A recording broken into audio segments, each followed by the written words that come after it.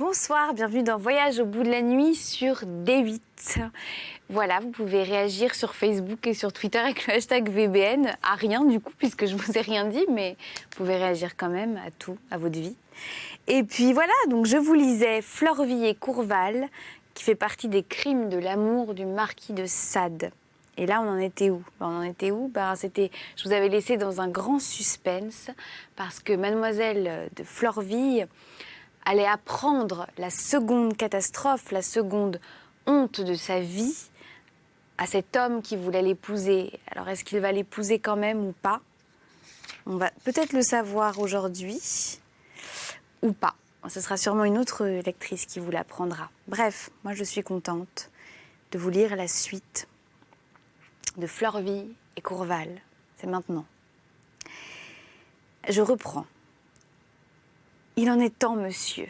Venons à cette seconde catastrophe de ma vie, à cette anecdote sanglante qui brise mon cœur chaque fois qu'elle se présente à mon imagination et qui, vous apprenant le crime affreux dont je suis coupable, vous fera sans doute renoncer au projet trop flatteur que vous formiez sur moi. La maison de Madame de Lérins, telle régulière que j'ai pu vous la peindre, s'ouvrait pourtant à quelques amis. Madame de Dulfort, ma femme d'un certain âge, autrefois attachée à la princesse de Piémont, et qui venait nous voir très souvent, demanda un jour à Madame de Lérins la permission de lui présenter un jeune homme qui lui était expressément recommandé et qu'elle serait bien aise d'introduire dans une maison où les exemples de vertu qu'il recevrait sans cesse ne pourraient que contribuer à lui former le cœur. Ma protectrice s'excusa sur ce qu'elle ne recevait jamais de jeunes gens. Ensuite, vaincue par les pressantes sollicitations de son ami, elle consentit à voir le chevalier de Saint-Ange. Il parut.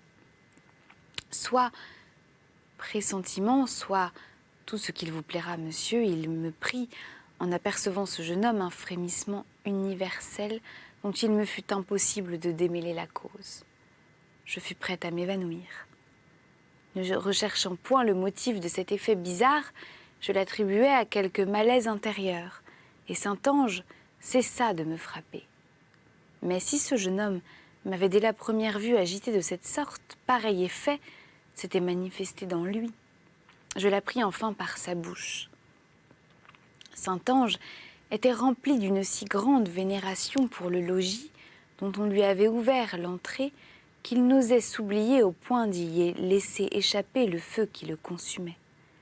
3 mois se passèrent donc avant qu'il n'osât m'en rien dire, mais ses yeux m'exprimaient un langage si vif qu'il me devenait impossible de m'y méprendre.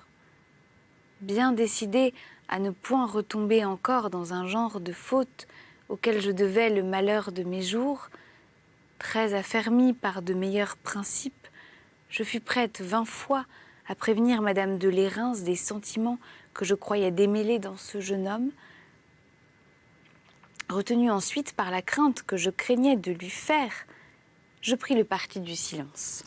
Funeste résolution, sans doute, puisqu'elle fut cause du malheur effrayant que je vais bientôt vous apprendre.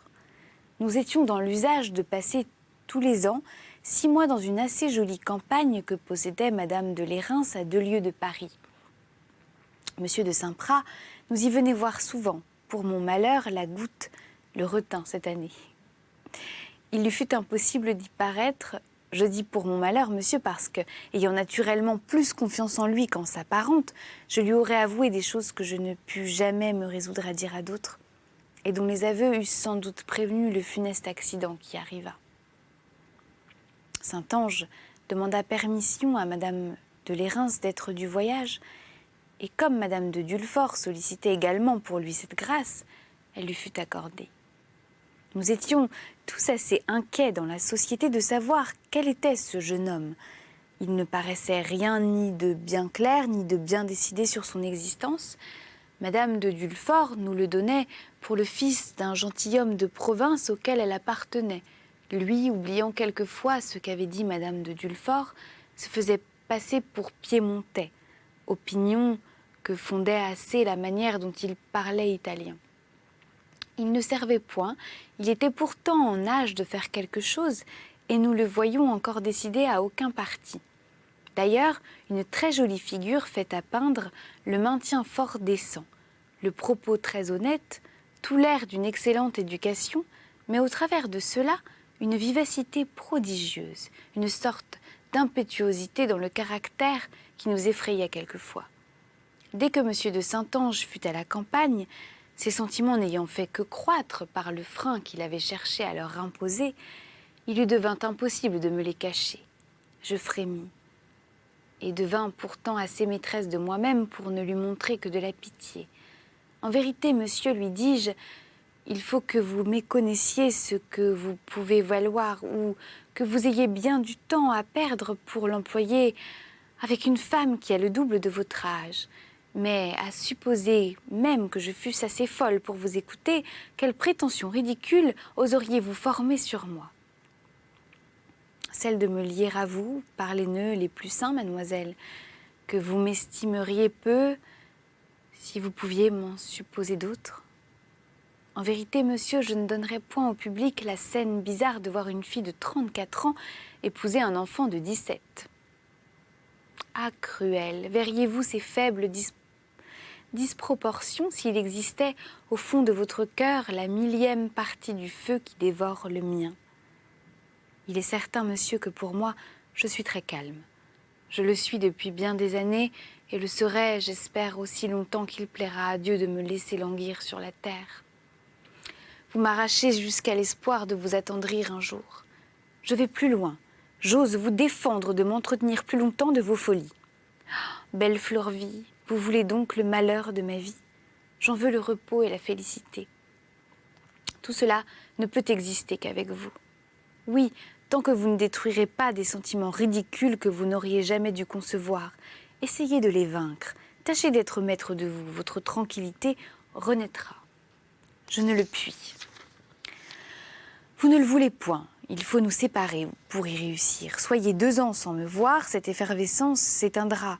Vous m'oublierez et vous serez heureux. À jamais, jamais le bonheur ne sera pour moi qu'à vos pieds. Et comme la société nous rejoignait, notre première conversation resta là. 3 jours après, Saint-Ange, ayant trouvé le moyen de me rencontrer encore seule, voulut reprendre le ton de l'avant-veille. Pour cette fois, je lui imposai silence, avec tant de rigueur que ses larmes coulèrent avec abondance. Il me quitta brusquement, me dit que je le mettais au désespoir et qu'il s'arracherait bientôt la vie, et si je continuais à le traiter ainsi, revenant ensuite comme un furieux sur ses pas, « Mademoiselle, me dit-il, vous ne connaissez pas l'âme que vous outragez. Non, vous ne la connaissez pas. Sachez que je suis capable de me porter aux dernières extrémités, à celle même que vous êtes peut-être bien loin de penser. Oui, je m'y porterai 1000 fois plutôt que de renoncer au bonheur d'être avec vous. » Et il se retira dans une affreuse douleur. Je ne fus jamais plus tentée alors de parler à Madame de Lérins, mais je vous le répète, la crainte de nuire à ce jeune homme me retint, je me tus. Saint-Ange fut 8 jours à me fuir. À peine me parlait-il. Il m'évitait à table, dans le salon, aux promenades. Et tout cela, sans doute pour voir si ce changement de conduite produirait en moi quelque impression, si j'eus partagé ses sentiments. Le moyen était sûr, mais j'en étais si loin qu'à peine eus-je l'air de me douter de ses manœuvres. Enfin, il m'aborde au fond des jardins. « Mademoiselle, me dit-il, dans l'état du monde le plus violent, j'ai enfin réussi à me calmer. Vos conseils ont fait sur moi l'effet que vous en attendiez. Vous voyez comme me voilà redevenue tranquille. Je n'ai cherché à vous trouver seule que pour vous faire mes derniers adieux. Oui, je vais vous fuir à jamais, mademoiselle. Je vais vous fuir. Vous ne verrez plus celui que vous haïssez. Oh non, non, non, vous ne le verrez plus. Ce projet me fait plaisir, monsieur. J'aime à vous croire enfin raisonnable. Mais, ajoutai-je en souriant, votre conversion ne me paraît pas encore bien réelle. Et comment faut-il donc que je sois, mademoiselle, pour vous convaincre de mon indifférence?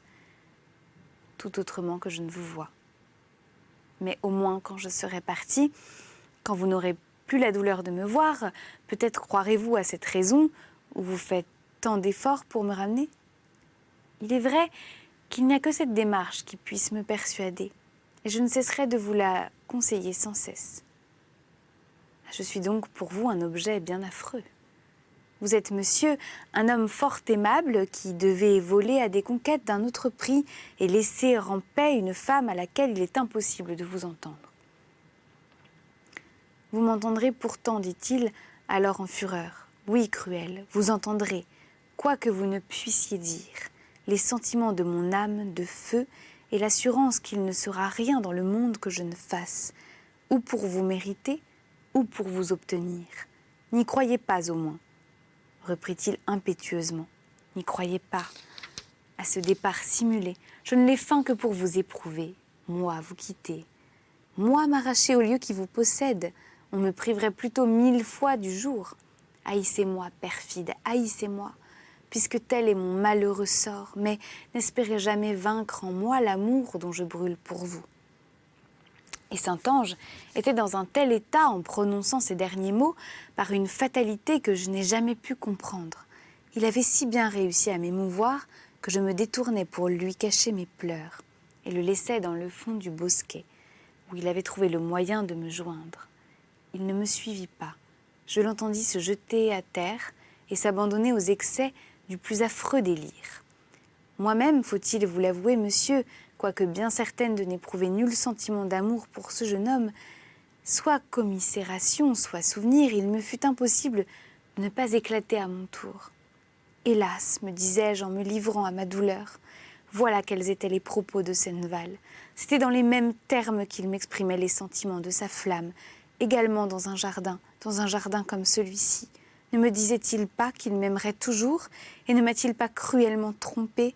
Juste ciel, il avait le même âge. Ah, Senneval, Senneval, est-ce toi qui cherches à me ravir encore mon repos? Et ne reparais-tu sous ces traits séducteurs que pour m'entraîner une seconde fois dans l'abîme? Fuis, lâche, fuis, j'aborde à présent jusqu'à ton souvenir. J'essuyais mes larmes et fus m'enfermer chez moi jusqu'à l'heure de souper. Je descendis alors, mais Saint-Ange ne parut pas. Il fit dire qu'il était malade. Et le lendemain, il fut assez adroit pour ne me laisser lire sur son front que de la tranquillité. Je m'y trompais. Je crus réellement qu'il avait fait assez d'efforts sur lui-même pour avoir vaincu sa passion. Je m'abusais, le perfide. Hélas, que dis-je, monsieur? Je ne lui dois plus d'invectives. Il n'a plus de droit qu'à mes larmes. Il n'en a plus qu'à mes remords. Saint-Ange ne semblait aussi calme que parce que ses plans étaient dressés. 2 jours se passèrent ainsi, et vers le soir du 3e, il annonça publiquement son départ. Il prit avec Madame de Dulfort, sa protectrice, des arrangements relatifs à leurs communes affaires à Paris. On se coucha. Pardonnez-moi, monsieur, le trouble me jette d'avance le récit de cette affreuse catastrophe. Elle ne se peint jamais à ma mémoire sans me faire frissonner d'horreur. Comme il faisait une chaleur extrême, je m'étais jetée dans mon lit presque nue. Ma femme de chambre dehors, je venais d'éteindre ma bougie. Un sac à ouvrage était malheureusement resté ouvert sur mon lit parce que je venais de couper des gaz dont j'avais besoin le lendemain. À peine mes yeux commençaient-ils à se fermer que j'entendis du bruit. Je me relève sur mon séant avec vivacité. Je me sens saisie par une main. « Tu ne me fuiras plus, Florville, » me dit Saint-Ange. C'était lui. Pardonne à l'excès de ma passion, mais ne cherche pas à t'y soustraire. Il faut que tu sois à moi. Infâme séducteur, m'écriai-je. Fuis dans l'instant où crains les effets de mon courroux. Je ne crains que de ne pouvoir te posséder, fille cruelle, reprit cet ardent jeune homme, en se précipitant sur moi si adroitement et dans un tel état de fureur que je devins sa victime, avant que de pouvoir l'empêcher. Courroucé, dans un tel excès d'audace, décidé à tout plutôt que d'en souffrir la suite, je me jette en me débarrassant de lui, sur les ciseaux que j'avais à mes pieds. Me possédant néanmoins dans ma fureur, je cherche son bras pour l'y atteindre et pour l'effrayer par cette résolution de ma part, bien plus que pour le punir comme il méritait de l'être. Sur le mouvement qu'il me sent faire, il redouble la violence des siens. « Fuis, traître !» m'écriai-je en croyant le frapper au bras. « Fuis dans l'instant et rougis de ton crime !» Oh, monsieur, une main fatale avait dirigé mes coups. Le malheureux jeune homme jette un cri et tombe sur le carreau. Ma bougie, à l'instant rallumée, je m'approche. Juste ciel, je l'ai frappé dans le cœur. Il expire. Je me précipite sur ce cadavre sanglant. Je le presse avec délire sur mon sein agité. Ma bouche, empreinte sur la sienne, veut rappeler une âme qui s'exhale. Je lave sa blessure de mes pleurs. Ô toi, dont le seul crime fut de me trop aimer, dis-je avec l'égarement du désespoir. Méritais-tu donc un supplice pareil? Devais-tu perdre la vie par la main de celle à qui tu aurais sacrifié la tienne?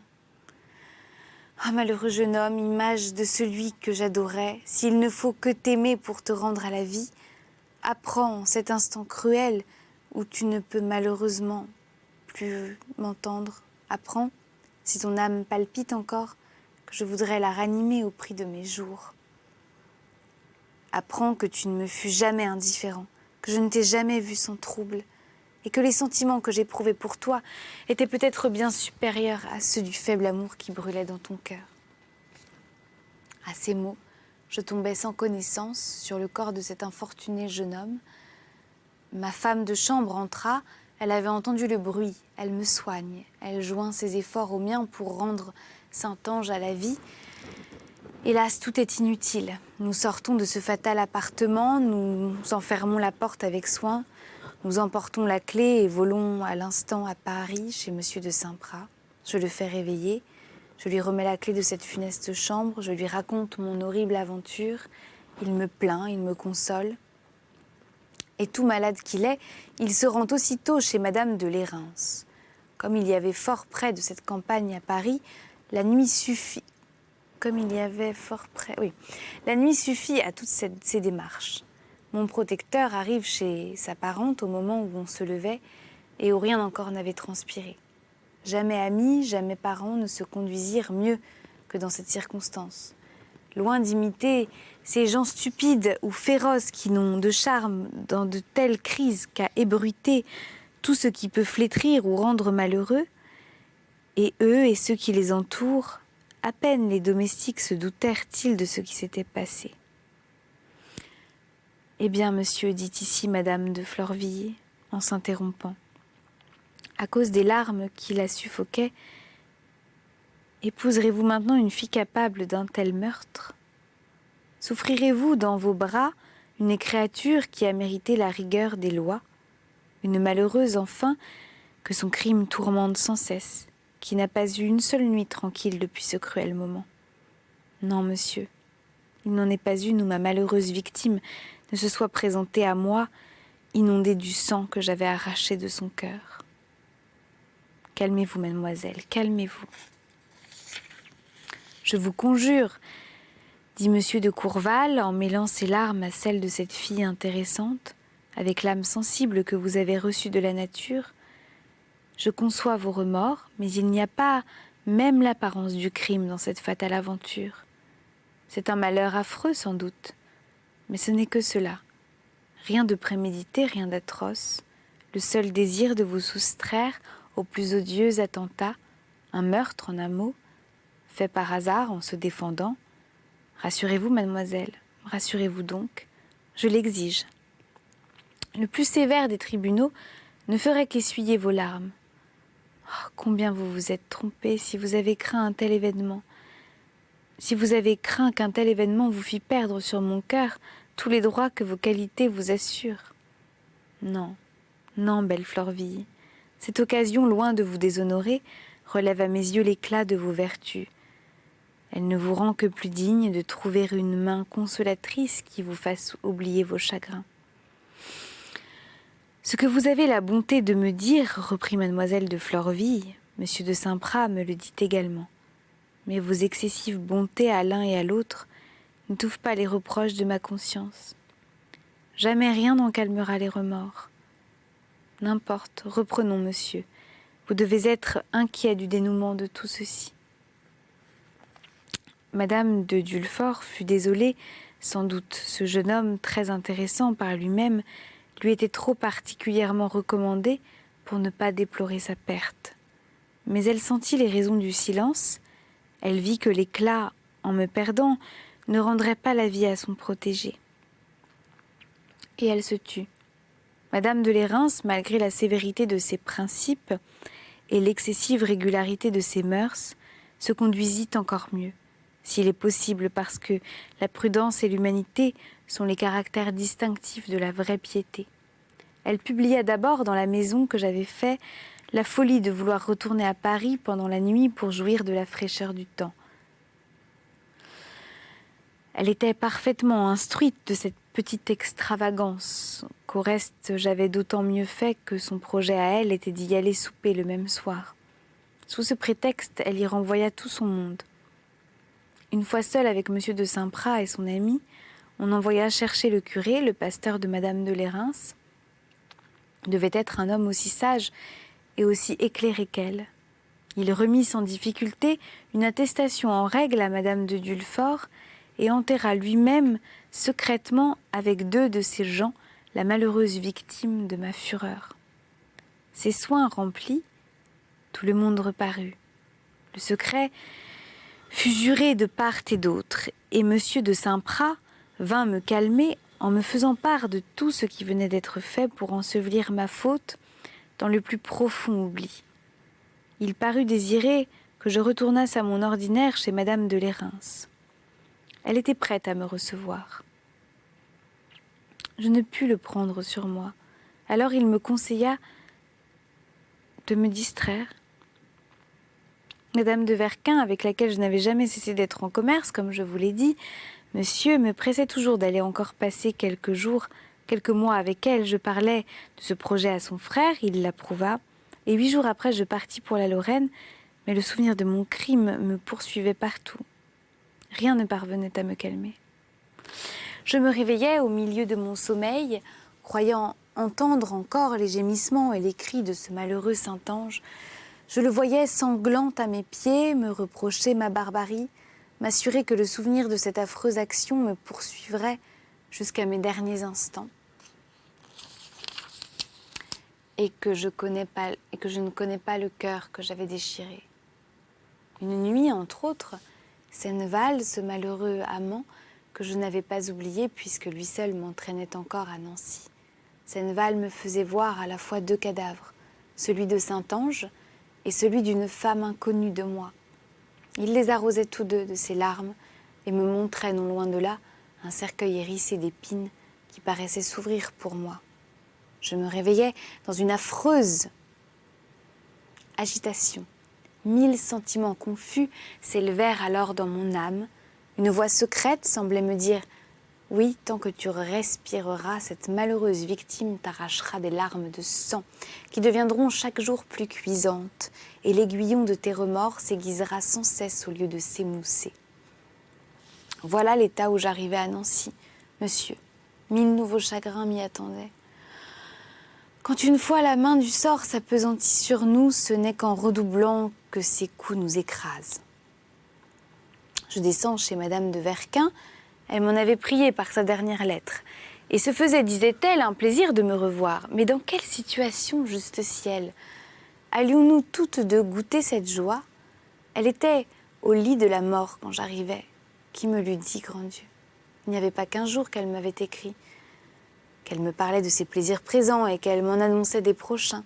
Et voilà donc quels sont les projets des mortels.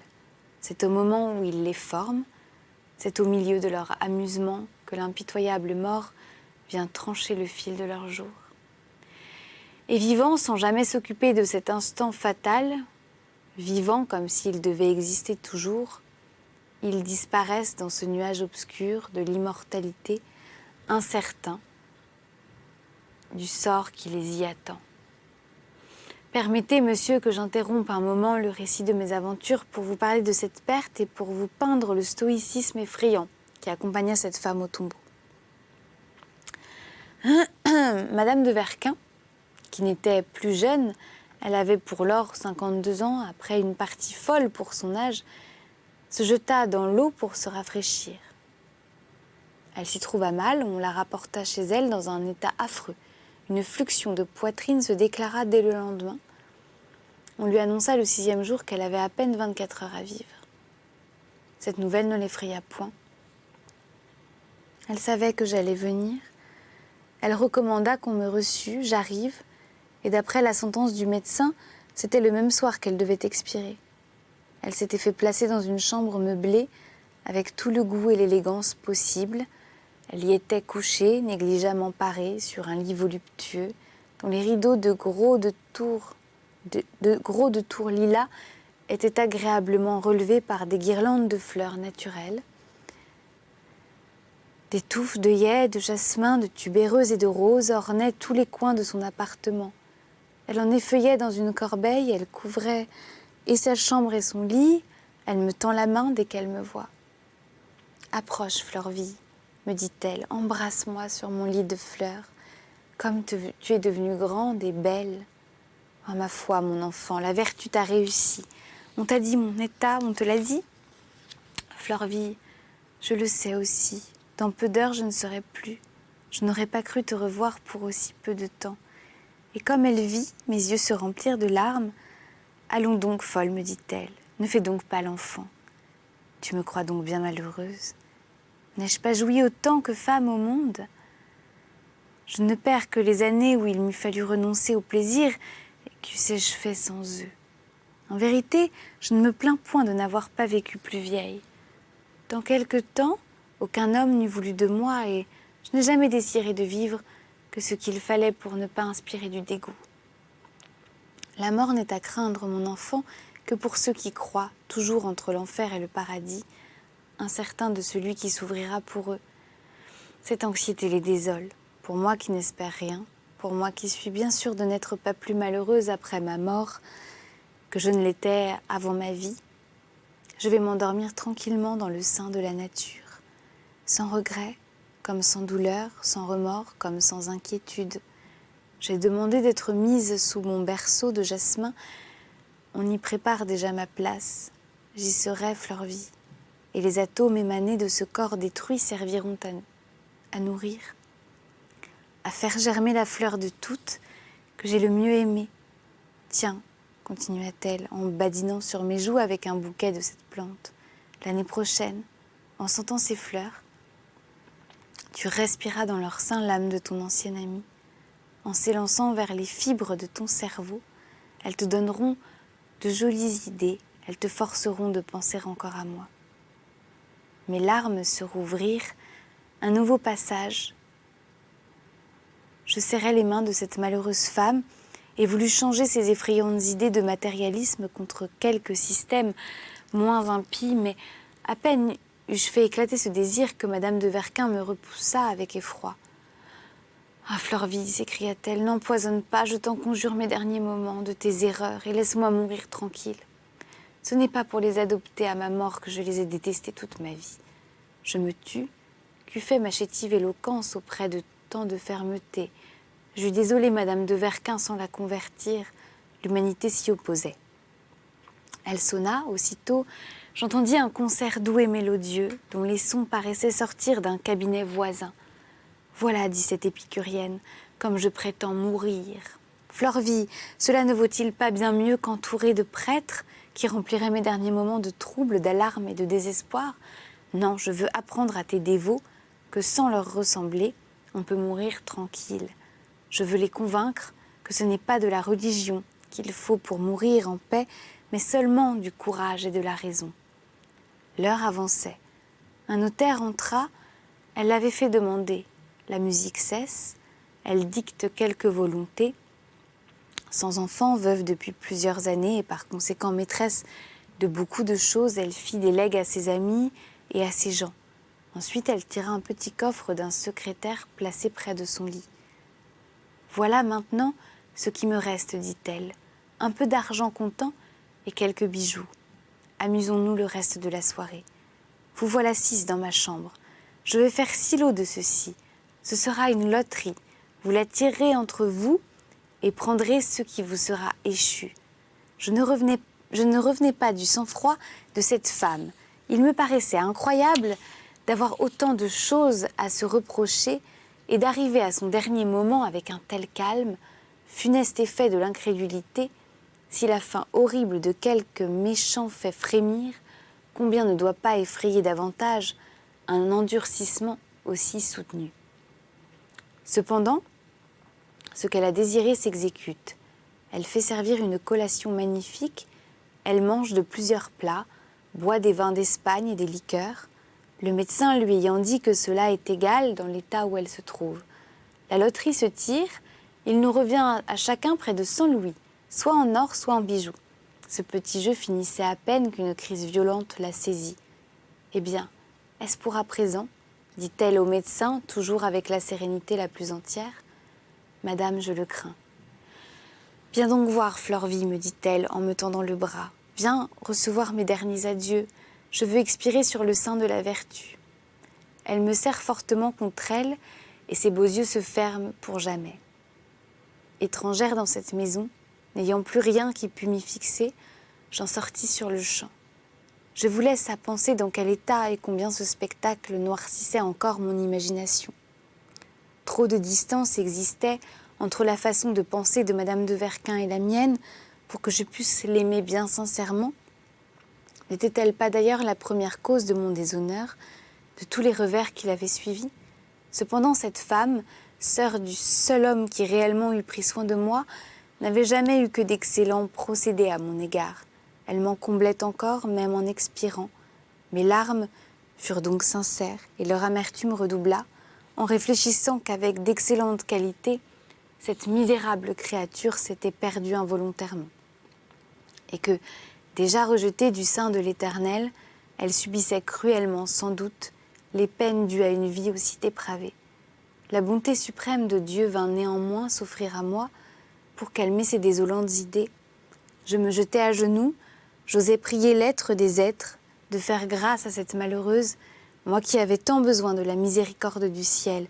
J'osais l'implorer pour d'autres, et pour le fléchir autant qu'il pouvait dépendre de moi, je joignis 10 louis de mon argent au lot gagné chez Madame de Verquin et fis sur le champ distribuer le tout aux pauvres de sa paroisse. Voilà pour ce soir, pour Florvie et Courval du Marquis de Sade. La prochaine fois, ce ne sera pas moi qui continuerai ce livre, mais une autre lectrice. J'espère que ça vous a plu. Finalement, je n'ai pas parlé d'inceste. Ce sera pour la prochaine fille. Voilà, à bientôt. Salut.